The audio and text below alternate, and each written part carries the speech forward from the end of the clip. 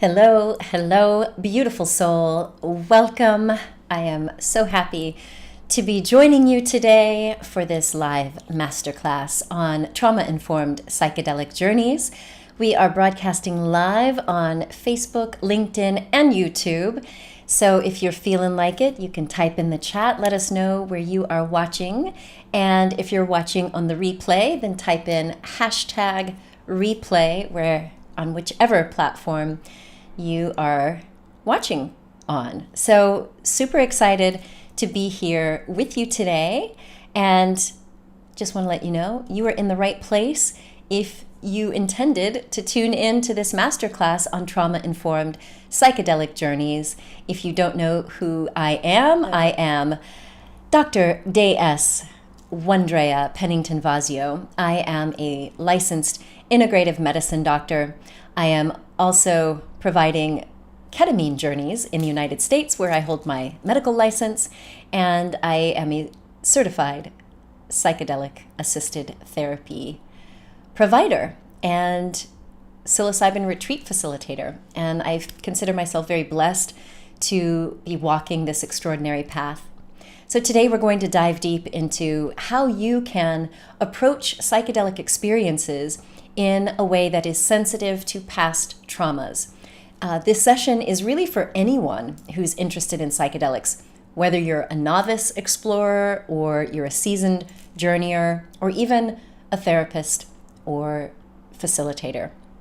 So why trauma-informed? I want to cover a bit about the relationship between trauma and psychedelics and the importance of trauma-informed approaches.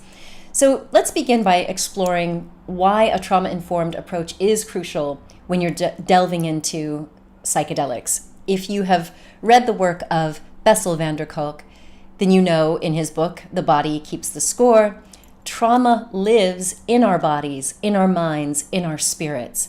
And science backs this up. The Journal of Psychopharmacology also supports the promise of psychedelics in treating trauma. But when we look at the relationship between trauma and psychedelics, it really is a delicate dance. And understanding this dynamic will empower us to really create safer and more healing spaces. And this is coming from a physician who has worked in trauma recovery for 23 years and having also recovered from a great deal of trauma with these medicines. So I also want to just tee up very early on in this masterclass that when we're discussing the relationship between trauma and psychedelics, we also need to highlight the concept of suggestibility. Psychedelic experiences can sometimes unearth memories or visions that may feel as if they're based in past traumas. But you may have heard some of this lately. It is crucial to approach these experiences with a grain of salt initially, because psychedelics have the power to amplify our subconscious narratives, but not everything that you see or feel can be taken literally. And this is particularly true for accounts of severe incidents like sexual assault, which you may not be able to corroborate. So I just want to put that out there, that caution and self-awareness is really the key here. Now, one of the ideas that we need to discuss before we dive into the mystical realms of a psychedelic journey, we need to know that medical screening is non-negotiable in my book. But let's be clear, it's not just a physical litmus test, right? We really need to be looking at screening on an emotional and mental level. If you read in the Journal of Contextual Behavioral Science, they have safety guidelines for psychedelic-assisted psychotherapy. So an informed healthcare provider or facilitator who is familiar with psychedelics, again, if you have a history of trauma, this is non-negotiable for a safe and transformative experience. And now if we talk about certain medical conditions, if you have a history of cardiovascular issues, psychiatric disorders like schizophrenia or bipolar, there are special considerations that are required. These are not always automatic disqualifications, but it definitely requires a deeper evaluation with providers who are trained in psychedelic therapy. For pregnant women, most of the psychedelic elements are considered unsafe in above ground settings. I know people are doing this in the underground, but I'm giving it to you from a medical perspective. And if we turn our attention to the LGBTQ plus community, there are specific issues like gender dysphoria or trauma from societal discrimination that could come up during a journey. So you want to ensure that you're consulting with a practitioner who's sensitive and well-versed in these areas. And for Black, Indigenous, or other people of color, there can be complex layers of racial or cultural trauma. And again, your facilitator should not only be knowledgeable, but also culturally competent and sensitive to these matters. If you've seen my interview on the Conscious Evolution podcast with Sarah Reed, who was a therapist in MDMA trials, she shares about her experience with microaggressions and a practitioner who was not culturally tuned in, and how that can lead to, and in her case, led to harm. So when we're thinking about consultation, I don't want to forget about the other elephant in the room, and that is boundaries. If you're someone who has experienced trauma, including sexual assault or childhood abuse, then setting physical touch boundaries with your facilitator upfront is, again, non-negotiable. It's something you have to talk about, and it's something that you both need to agree on. What is acceptable in terms of physical touch during the session? And don't feel like just because you're going to some group ceremony or what have you, or even a clinical ceremony, don't expect that you give up all of your rights and that you have to just go along. We also want to be mindful that for people who may be grappling with suicidal thoughts, some psychedelics may not be suitable for you. And you have to be aware of that up front. I know that a lot of people are seeking out psychedelic sessions, hoping for recovery from mental health challenges. So suicidality is something you should be willing to discuss with your facilitator. Now, in the United States, there are facilities that are equipped for emergency care that can administer ketamine, which has been clinically proven to reduce suicidality. So just to summarize, pre-screening and consultation really is a multifaceted process. It requires attention from the individual who's embarking on the journey, as well as your facilitator. And really, don't leave any stone unturned in this phase, and that will ensure not just a safe trip, but potentially a healing one. Now, next up, we're going to talk about set and setting. Of course, I will leave some time for questions, so don't worry, you can type into the chat your questions. So let's define set and setting and why I consider them to be crucial in a trauma-sensitive environment. Set and setting, it's not just jargon in our psychedelic lexicon. They really are, in my opinion, foundational pillars that can either make or break your journey. So let's break it down. Firstly, set refers to the mindset that you bring into the experience as the participant. This includes your emotional state, your intentions, and even the kind of day or year you've been having. Are you anxious? Are you open? Are you harboring any unresolved emotional tension? All of that can get amplified under the psychedelic microscope. And that's why in a trauma-sensitive environment, it's really imperative to assess and, if possible, to resolve or at least acknowledge your emotional triggers and your baggage before you begin. Because I found that ignoring them is the quickest ticket to a challenging, if not disastrous, trip. So, setting refers to the physical and the social environment that you're in. Are you indoors or outdoors? Is it quiet or noisy? Are you alone?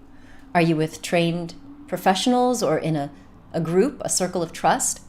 The Journal of Psychopharmacology has published studies detailing how the setting, and it's mainly been documented in ayahuasca treatments, the setting can significantly impact not only the safety, but also the therapeutic efficacy of the session. All right, so let's go beyond the obvious physical parameters. When we talk about a trauma-sensitive setting, it's also about cultural safety and inclusivity. For people of color, this could mean a space where your racial and cultural identity is acknowledged and respected. For members of the queer community, this could mean a space that's aware and sensitive to gender identities and sexual orientation.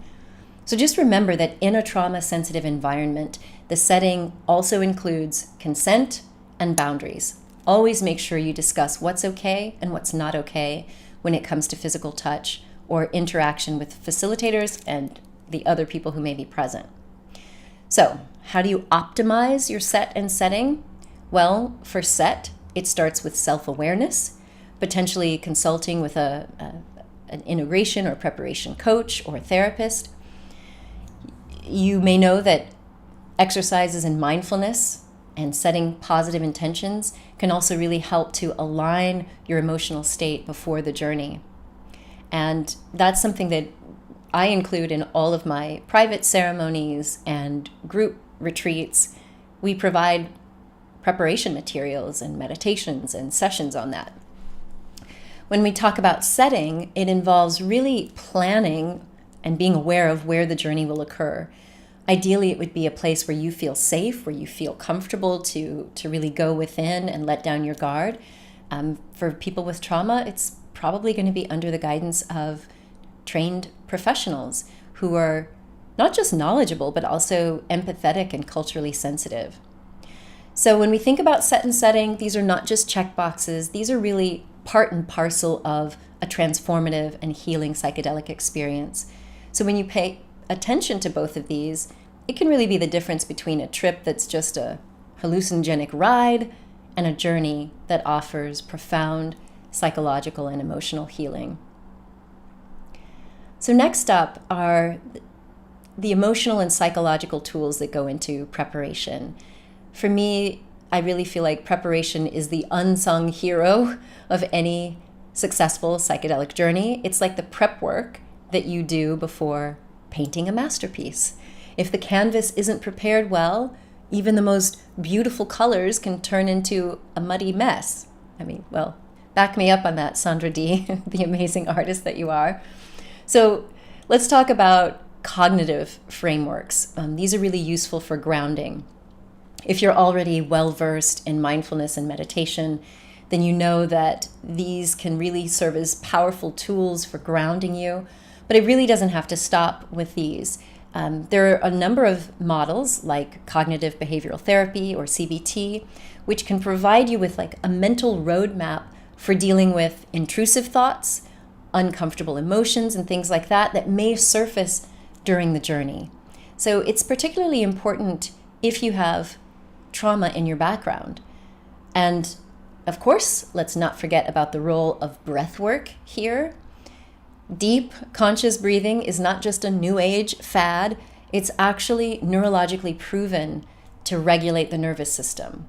Your breath is your built-in tranquility tool, which is why we teach breath work before ceremony to give you an anchor to ground and to come back to yourself if your trip is getting a little turbulent.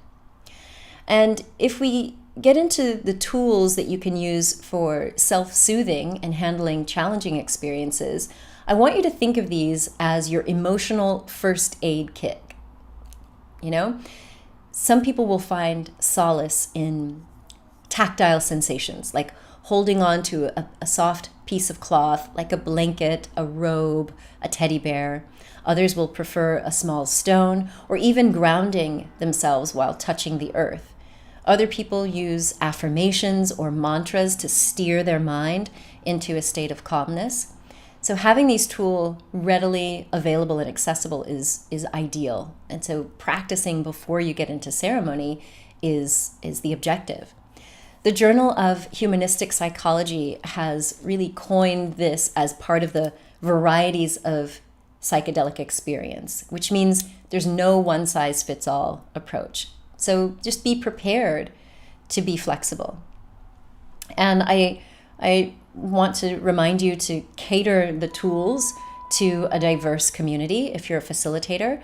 For instance, BIPOC and queer individuals might use cultural or identity-affirming mantras and tools that resonate more deeply with their lived experiences. And for those who find themselves kind of sinking into a challenging trip, remember, difficult is not the same as bad.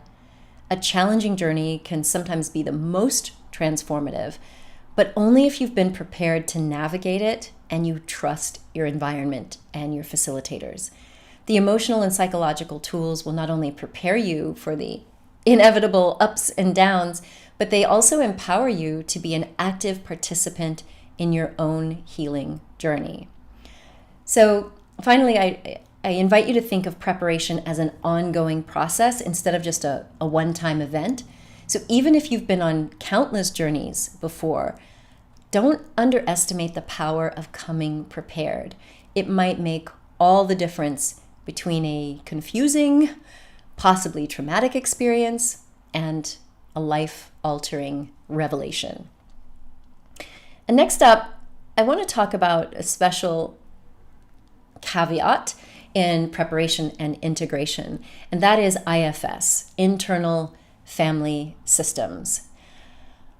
Internal family systems, or IFS, as you may have heard of it, I like to think of it like this. Like, you can imagine that your mind is like a bustling village with all these different inhabitants. Some are nurturing, like your inner caregiver, while some are more critical, like your inner critic. IFS helps you to become the benevolent mayor of this village, facilitating conversations between the residents so that everyone can live harmoniously. And so how does IFS play into psychedelics? Well, psychedelics have a knack for knocking on the doors of the internal village and inviting everyone out to chat, whether you're ready for that conversation or not.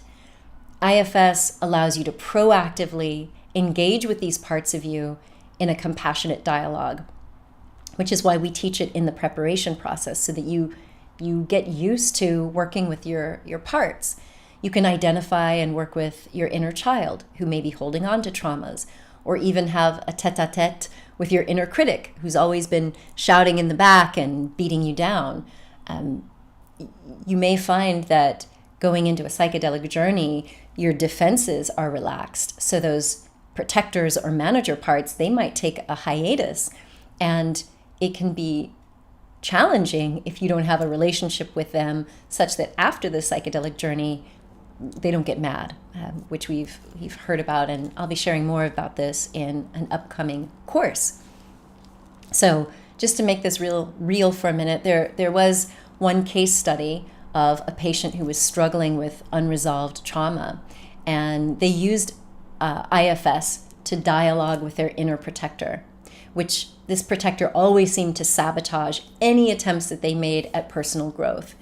And during a guided psilocybin journey, this client was not only able to identify with this protector, but also to negotiate a new role for it. After they healed the trauma of this exiled part, this wounded inner child, they were able to transform this protector from being a saboteur into a supporter. And the transformative experience wasn't an accident, it was intentional.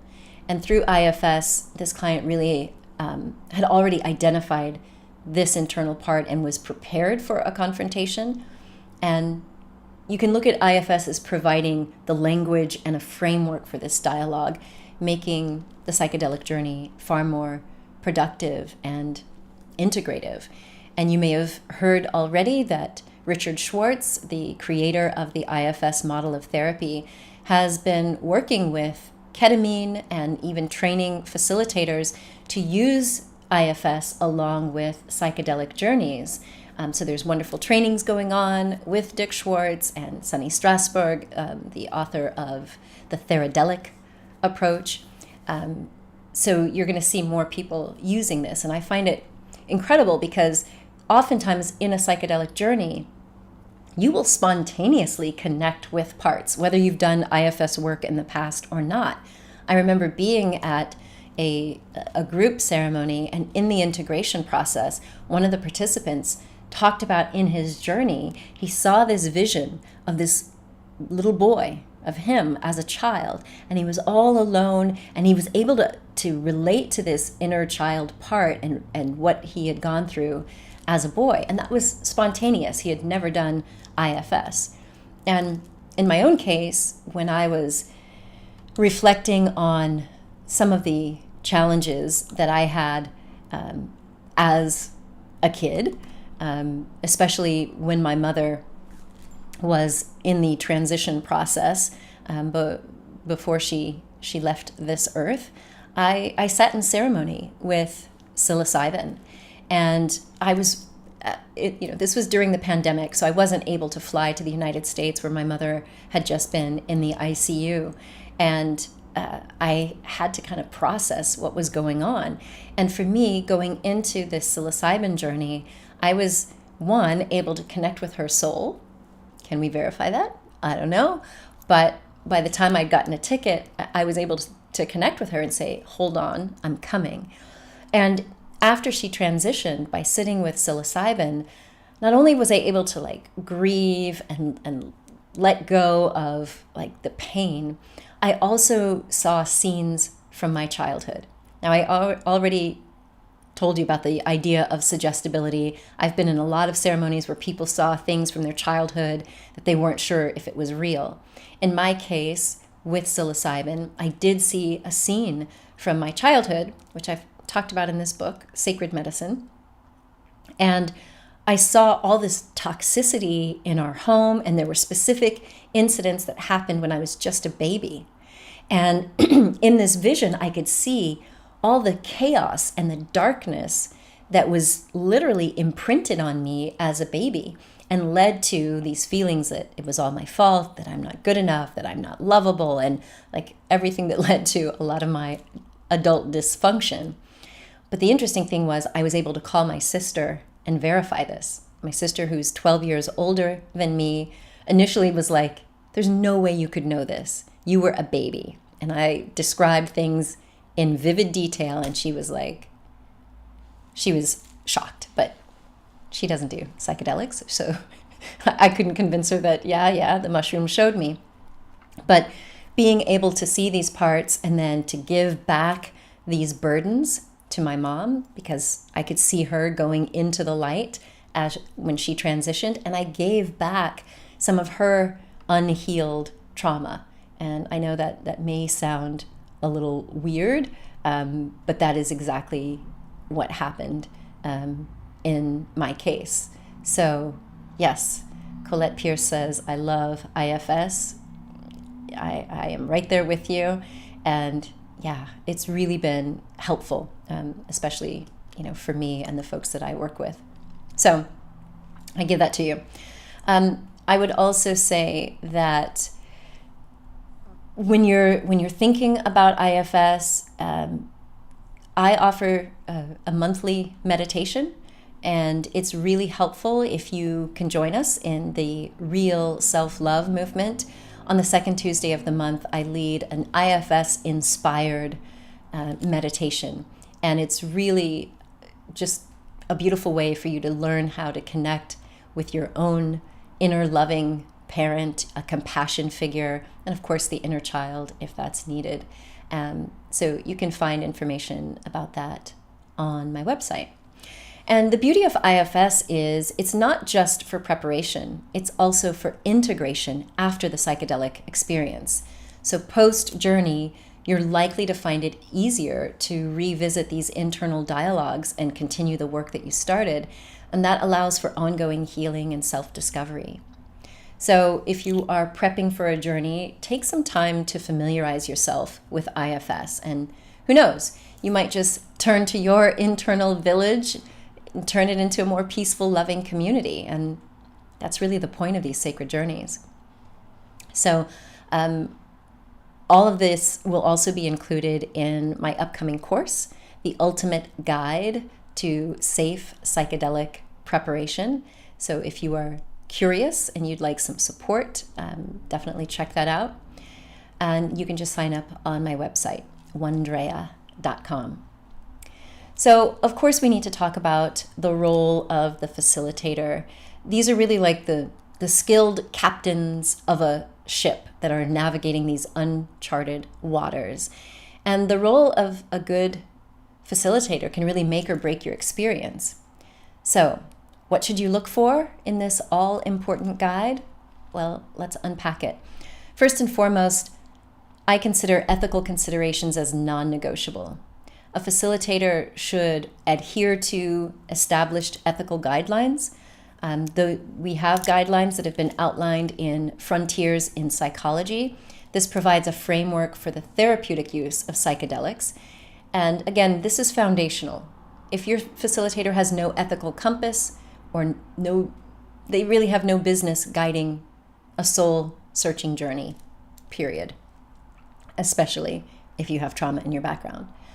But let's not stop at ethics. The competency of a facilitator extends to their understanding and their sensibility and sensitivity to trauma. You want someone who is trained in trauma-informed care, not just someone who can hold space. Being trauma sensitive ensures that your facilitator understands triggers and knows how to respond appropriately if traumatic material resurfaces. So if we also tune into cultural and social awareness, it's 2023, I cannot stress enough how crucial it is for facilitators to be culturally competent. We are a global community. We have different traditions, races, sexual orientations, and all of these elements color our experiences and our traumas. If a facilitator isn't culturally sensitive, they can inadvertently cause harm. And this is especially true when working with queer and BIPOC populations who often face unique and systemic forms of trauma that really demand nuanced understanding. And while we're on the topic of sensitivity, I again want to talk about people who may have experienced sexual assault or have specific trauma histories. Your facilitator should ideally be briefed on your boundaries when it comes to physical touch.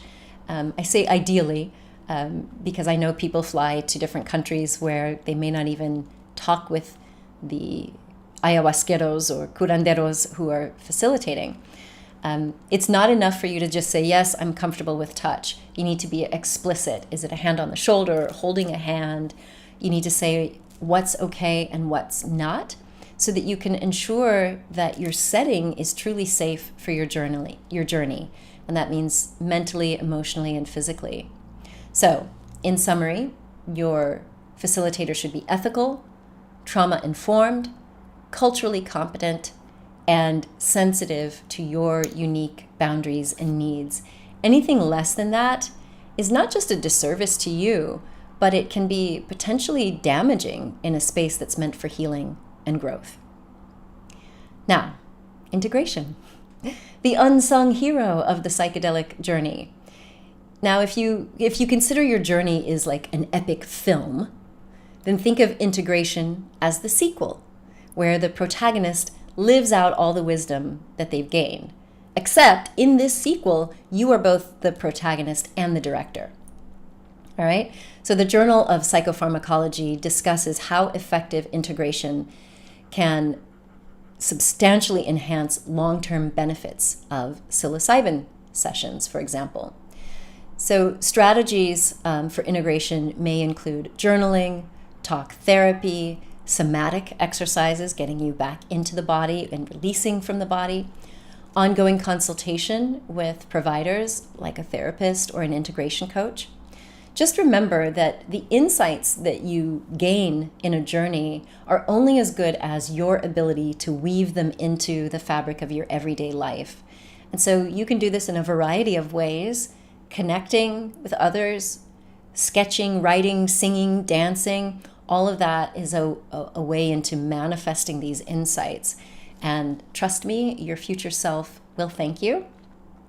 I have a complete bundle of journal prompts and meditations that I offer for psychedelic integration.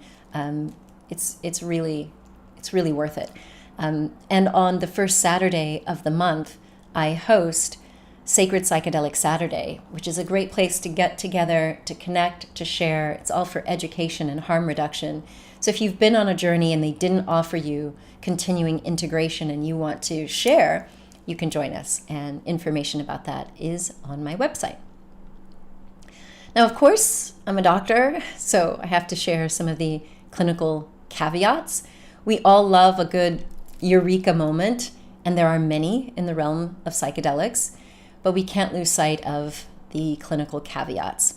Frontiers in Pharmacology, for instance, points out that, hey, we are still probing into long-term efficacy, potential side effects, and interaction with other therapeutic modalities.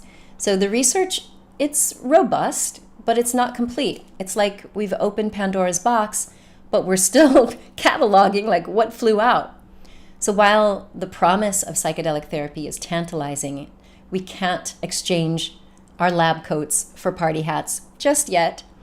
Science has miles to go before we can really do that. So just want you to be aware of that and keep an eye on the studies. You know, I'm an enthusiast and I exercise caution.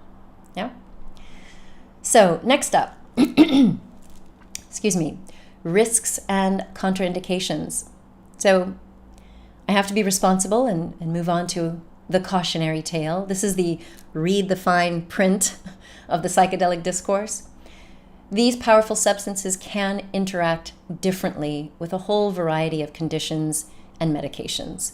So let's delve deeper. On the medication side, SSRIs, these are the selective serotonin reuptake inhibitors.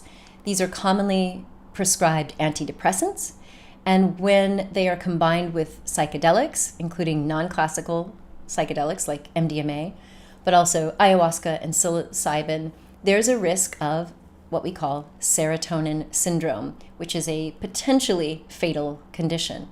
So that's why you'll see that many people are not allowed onto retreats until they have tapered off, hopefully with the guidance of their psychiatrist, off of antidepressants. MAO inhibitors, that's monoamine oxidase inhibitors. These are a class of antidepressants, and if we look at ayahuasca in particular, it contains natural MAOIs, which means that if you're on these antidepressants and then take ayahuasca, it can lead to dangerously high levels of serotonin, especially if you have other serotonergic drugs. Also, antipsychotics. Antipsychotics can often reduce or negate the effects of psychedelics, which can make dosing completely unpredictable. So these are things to be mindful of and to share with your facilitator so that they know what they're getting into. There are also medical conditions that we have to be mindful of. So cardiovascular conditions, this is especially relevant for MDMA, ayahuasca, psilocybin, ibogaine, which these medications or these psychedelics can raise heart rate and blood pressure. So if you have high blood pressure or heart conditions, then you need to exercise caution. Epilepsy and seizure disorders. There's a thought that LSD and other psychedelics might lower the seizure threshold. So these are things that you want to do with caution or not at all. And of course, severe mental health disorders. People with schizophrenia in themselves or in a first-degree relative, bipolar disorder with mania, or a family history of these conditions might be at an increased risk of psychosis or mania after taking psychedelics. And there's this fear that we're going to tip a person over into psychosis or that they may have this hallucinogen persistent disorder. So you have to take this seriously. Now, there are also specific considerations based on the psychedelic. So LSD, we've already talked about, there's a risk of psychosis in predisposed individuals. MDMA or ecstasy, you probably know this, there's a risk of dehydration and hyperthermia, but also, as I said, there's this dangerous interaction with serotonergic drugs that could lead to serotonin syndrome. Magic mushrooms and magic truffles, which contain psilocybin, there's again this potential interaction with SSRIs, and there's a risk of inducing or exacerbating psychological issues. And DMT as well, which is a main component of ayahuasca, and some people are now smoking DMT. This one also has potential dangerous interactions with SSRIs due to serotonin syndrome. So psychedelics are not one size fits all. Embarking on a journey really requires wisdom, research, and consultation with knowledgeable providers. And these are people who need to know their psychedelics from their pain medications. So I really encourage you to prioritize safety over spontaneity. Next up are legal considerations. So where can you legally journey?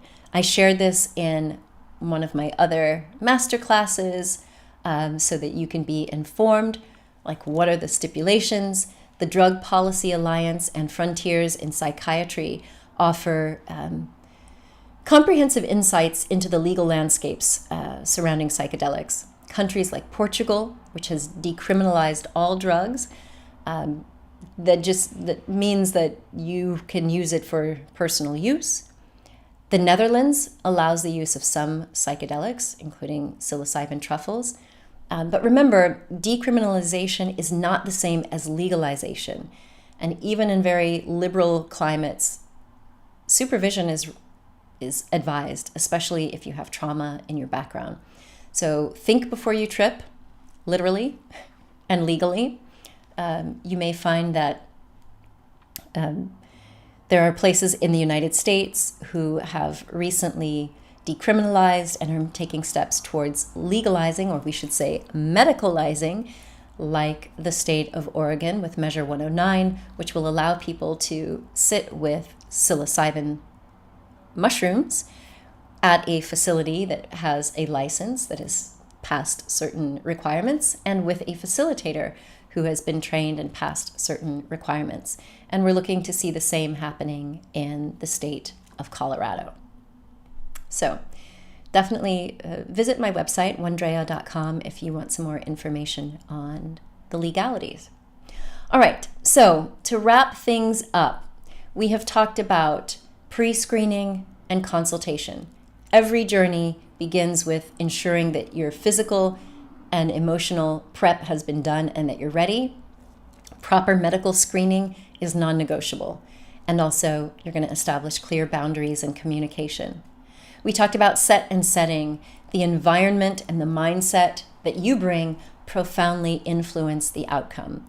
So it's ideal for you to craft a trauma-sensitive space for maximum benefit. We also talked about emotional and psychological tools. Grounding yourself is paramount. Equip yourself with cognitive frameworks, self-soothing and regulation techniques to navigate potential challenges. We went over internal family systems. I encourage you to dive deep with IFS to understand and work with inner parts, like the inner child, critic, controller. All of that can really enhance your psychedelic experience. I covered the facilitator's role. The right facilitator is really important, especially if you've had trauma. Your facilitator should be culturally competent, trauma trained, and sensitive, especially towards queer and BIPOC populations. We also went over integration. The journey does not end with the ceremony. Effective integration means weaving insights into your daily life for lasting transformation. I shared some clinical caveats. Yes, psychedelics do show promise, but we have to be aware of the research limitation and be really grounded in our expectations. We talked about risks and contraindications, recognizing that there are potential interactions with medications and risks, so safety first. And then finally, we talked about the legal considerations so that you can really be advised that ignorance is not going to get you out of these situations. You want to ensure you're adhering to regulations in whatever state or country that you're in. So Psychedelic journeys do offer incredible potential for healing and self-discovery. And I feel like when we're armed with knowledge and preparation, and of course, an open heart, we can safely explore these profound realms of the psyche and the soul. And just remember that the path to self-love, resilience, and authenticity is unique to each and every one of us. So I encourage you to journey safely and with purpose. I definitely want to share with you information about my upcoming course. That is the ultimate guide to safe psychedelic preparation. We are starting November 20th, and this is a 6-week virtual course. You'll have several modules of recorded videos, a workbook, journal, meditations, and live interactive sessions with me. You'll get to do breakout work with people in your pod, with other students from around the world. This journey begins on November 20th, and we will be running it just till the middle of December. So I encourage you, if you would like to get in on this first round, this inaugural round of the course, it's at a special price that will probably never be this low again. I'm excited to announce that we will have a couple of guest lectures from 2 folks from Chacruna Institute. So I'm super excited about that. And if you would like to get support on potentially learning how to facilitate journeys, I will also be hosting a live Q&A on November 7th. Yes, in 5 days, on my apprenticeship program. It is the Alchemy of the Soul apprenticeship for people who want to learn how to safely facilitate psychedelic journeys with a trauma-informed lens. So that is the presentation, my friends. Thank you for being here with me. If you'd like to join the course or the apprenticeship, more information is on my website. So now I'm curious to see what questions you may have. Would love to hear if this is new to you, what other questions are outstanding. I am going to be hosting more retreats. I just got back last week from our last retreat of the year in the Netherlands, which was beautiful. It was our visionary leadership retreat with the beautiful Jessica Lagarde and Renee Eva. And it was really a beautiful way to end the year with doing this deep soul work. And yeah, I always leave humbled and in awe of this process and really honored to be able to facilitate that. So I'm glad that this was useful and helpful. You are most welcome. And thank you, Kelly. Do you have questions? Anything that you want me to cover, feel free to type it in. I think if you're over on LinkedIn, I may not see the comments here, but I can see them coming in now already from Facebook and YouTube. So I don't know, this has been, for me, a journey that has started in the early 2000s, working with these sacred medicines.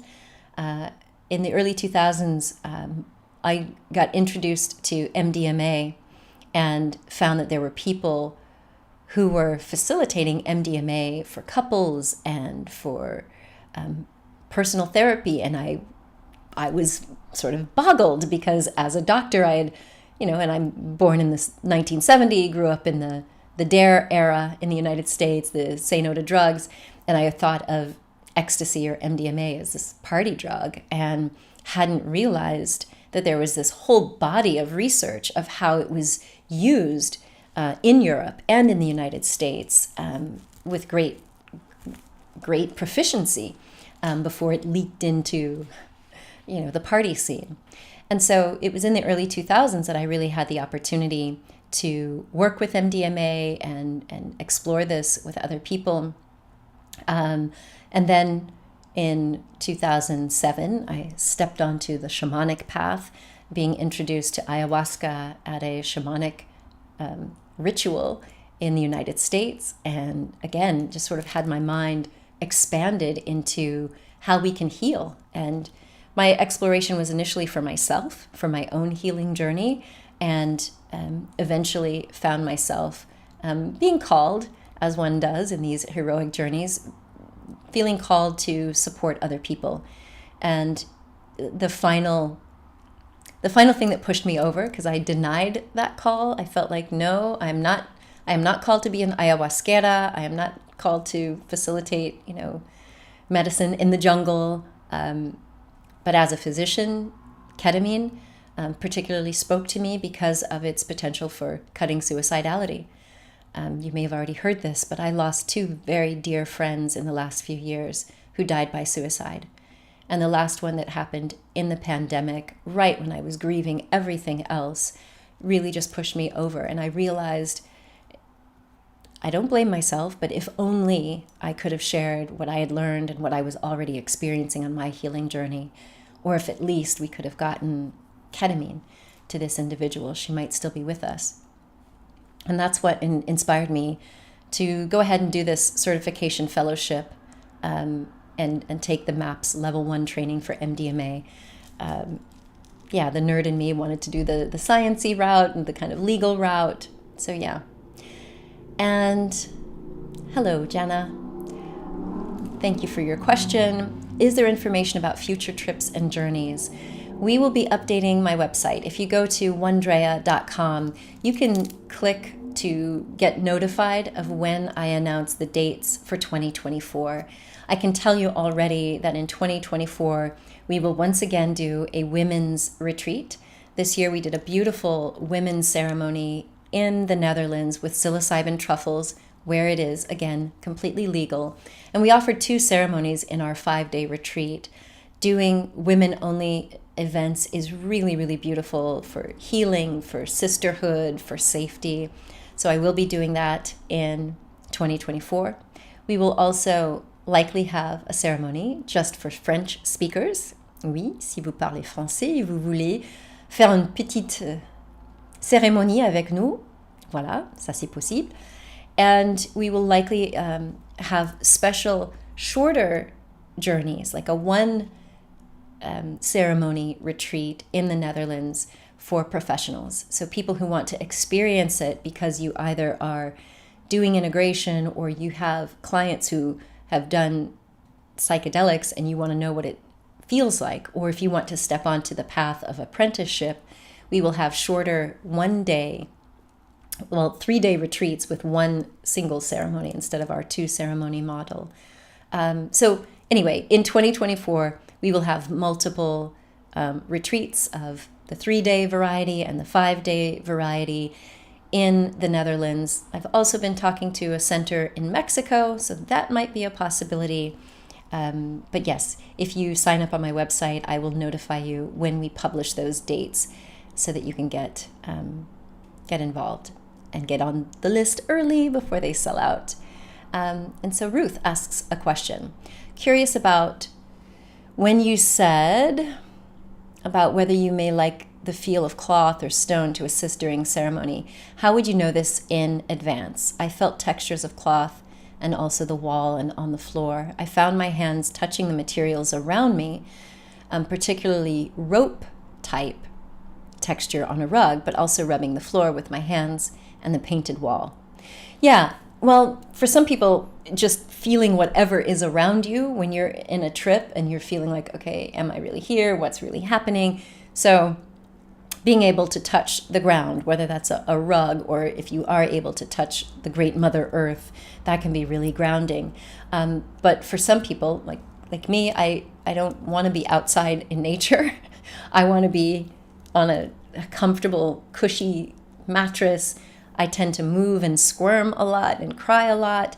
And so having blankets, that sort of sense of being cocooned is helpful. I do know people that like to feel nature, so having a flower. I bring in essential oils, so the scent can also add to it. So you know yourself and the things that you already like just for comfort in your own home, whether that's soft textures, whether it's warmth, or whether it is fresh air and nature, and being able to bring those aspects into ceremony could be helpful for you. Yeah. Other questions? Feel free to type on in. Yeah, so I hope that this was insightful and helpful. You may have seen that I do several masterclasses throughout the year.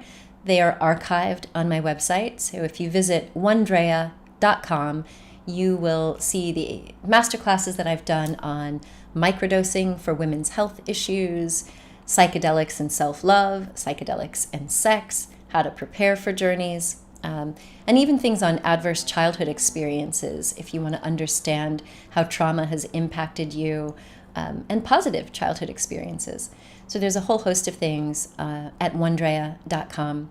And yeah, well, I look forward to seeing some of you who are able to join us in the upcoming course. For me, being able to put on a course like The Ultimate Guide to Safe Psychedelic Preparation, it's my gift to the world of people who are seeking out these journeys and don't always have full preparation. Can preparation ever be perfect? Probably not. There's probably more we could all do. But I find that in particular for people who need to get in touch with their own shadow, to really get familiar with the material that may be in the psyche, doing a prep course like this where we'll be going into trauma, we'll be going into shadow work, is really, really helpful. So definitely check out The Ultimate Guide to Safe Psychedelic Preparation. We start November 20th, and I'm looking forward to those live sessions with you. All right. So my friends, Jana says, I really appreciate your welcoming way of sharing your knowledge and wisdom. I look forward to experiencing the course with you. I look forward to it as well, and I hope that we get to work together. And I look forward to seeing some of you as well in person. It's really beautiful when I get to work with folks on retreat because, yeah, there's just so much more that happens when we're in the same space and journeying together. I do facilitate solo journeys. You'll see that on my website. And for some people, their first time in, or when they know they have a lot of trauma, the idea of being in a group can be overwhelming. And so they want just a solo journey and not being in a group. But I also find that eventually I encourage people to do groups because with the right group and a well-facilitated journey, you can get so much healing. There's so much mirroring that goes on when you hear and see and witness someone else having a breakthrough. We heal in community. You know, oftentimes we're wounded in our relationships, and we need to be in relationship to heal those wounds. So of course you can have a safe healing relationship and alliance with your facilitator, but being able to do that in a group can also be hugely impactful on the journey. So I look forward to connecting with you all again. Thank you so much for tuning into this masterclass. I welcome your feedback. If there are things that you missed, that you want more of, you can send me an email, and there's a contact form right on my website. So again, I thank you for tuning in, and I will see you in another one of these brilliant opportunities. Much love, everyone, and safe journeys to you.